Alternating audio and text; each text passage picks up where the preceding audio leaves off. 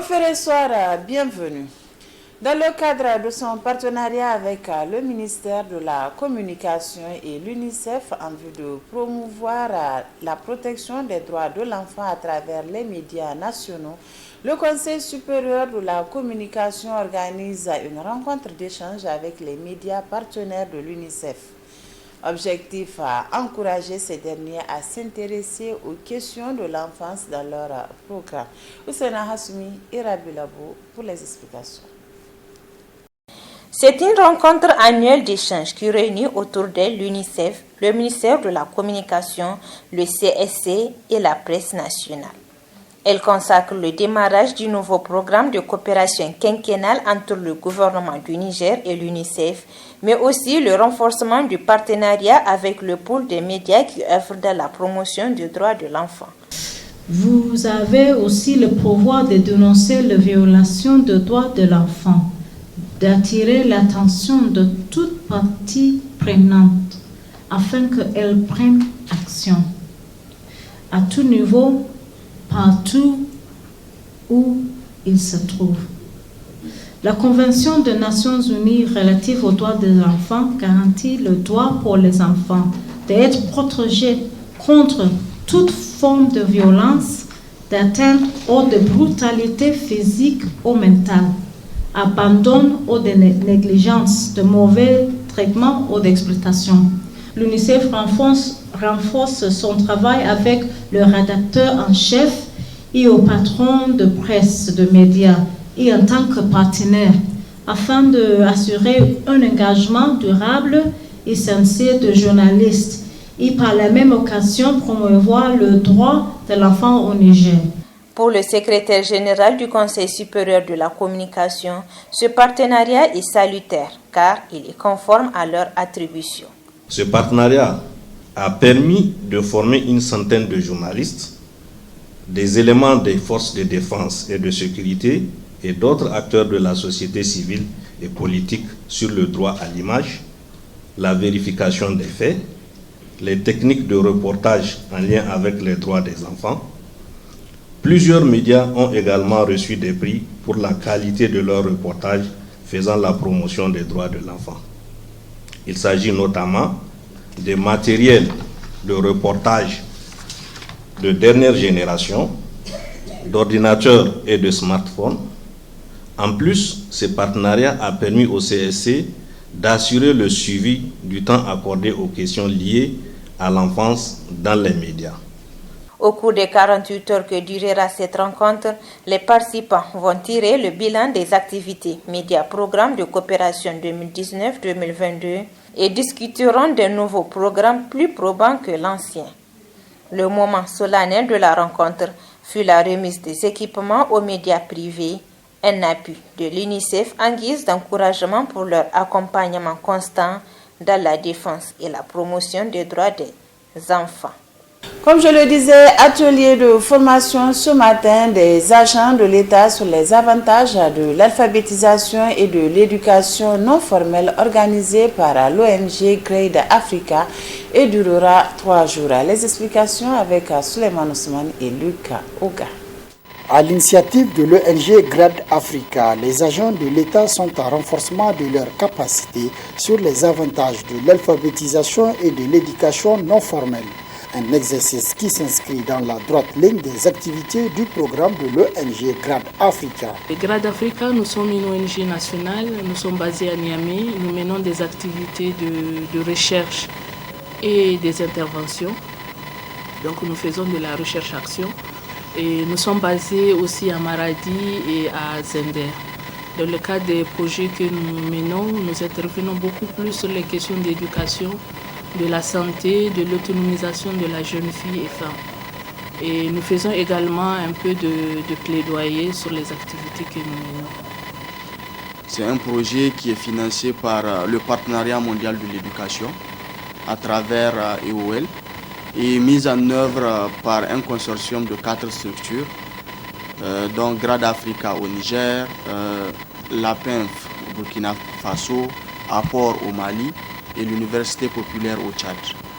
Et donc, comme vous l'avez compris, c'est un projet qui est mis en œuvre dans 4 pays et qui vise de façon globale à créer un environnement sous-régional qui soit favorable et propice au développement du sous-secteur alphabétisation et éducation non formelle. Cette action de Grad Africa, en plus de sa portée et de sa grandeur, a été saluée à sa juste valeur par le premier responsable de l'alphabétisation qui a aussi donné des statistiques et les efforts de la dite ONG dans le sous-secteur. Le ministère de l'Éducation nationale encourage cette action de formation et d'information des acteurs qui cadre bien avec l'engagement de son Excellence, Monsieur le Président de la République, chef de l'État, la réalité des politiques éducatives, le plan de transition sectorielle de l'éducation et de la formation PTCF 2020-2022, la politique nationale d'alphabétisation et d'éducation non formelle, le plan d'accélération de l'alphabétisation, la feuille de route qualité en alphabétisation et éducation non formelle, mais aussi avec les réformes du ministère de l'Éducation nationale qui font de l'accès et de la qualité leur axe stratégique. Cet atelier censé durer 3 jours sera une occasion pour les acteurs de faire un plaidoyer, mais surtout d'insister sur la nécessité des décideurs d'investir plus de ressources dans le sous-secteur afin d'atteindre les objectifs. L'ONG Grad Africa et ses partenaires œuvrent pour la promotion et le développement du sous-secteur alphabétisation et de l'éducation non formelle à travers des actions de sensibilisation, de formation et de plaidoyer. Clôture cet après-midi des assises de la conférence régionale sur les mécanismes de protection et de promotion des droits humains au Sahel dans un contexte d'insécurité au Burkina Faso, Mali et Niger, organisé par le Centre de Genève pour la gouvernance du secteur de sécurité. Le point avec Oussena Hassoumi et Rabiulab. Après 2 jours d'échanges autour de 4 communications et 4 panels, participant à la conférence régionale sur les mécanismes de protection des droits humains au Sahel dans un contexte d'insécurité, particulièrement dans la zone de 3 frontières, Burkina Faso, Mali et Niger, ont formulé plusieurs recommandations. Renforcer le monitoring sur les violations, sur les cas de violation basés sur le genre. Et à cet effet, c'est d'intégrer des modules de formation sur le genre dans les écoles de formation des forces de défense et de sécurité, c'est de développer des mécanismes pour réduire les problèmes de stigmatisation au niveau du traitement juridique des VBG. Voilà. Comme grande recommandation, la 4e, c'est de mettre en place et de renforcer la collaboration entre les CNDH et les médiateurs des républiques et assurer surtout leur visibilité et leur accessibilité. La 5e grande recommandation, c'est de promouvoir les droits humains dans le secteur extractif. Et à cet effet, c'est véritablement inviter les États à s'approprier les guides de pratique sur le déploiement de sécurité respectant les droits humains. C'est de créer des groupes de travail multi-acteurs pour identifier les défis et trouver des solutions en matière de manière conjointe. Pour Mati El Haj Moussa, président de la CNDH, cette conférence est clôturée avec satisfaction car elle a atteint ses objectifs. Il a pris l'engagement que les recommandations seront transmises à qui de droit. L'intérêt que vous portez aux droits humains en général et aux thèmes exposés en particulier, ainsi que la qualité et l'expertise des participants et participantes que vous êtes, ont permis des débats, des échanges et des contributions pertinentes après chaque exposé et chaque panel, ce qui a permis de les enrichir davantage pour une meilleure compréhension mutuelle.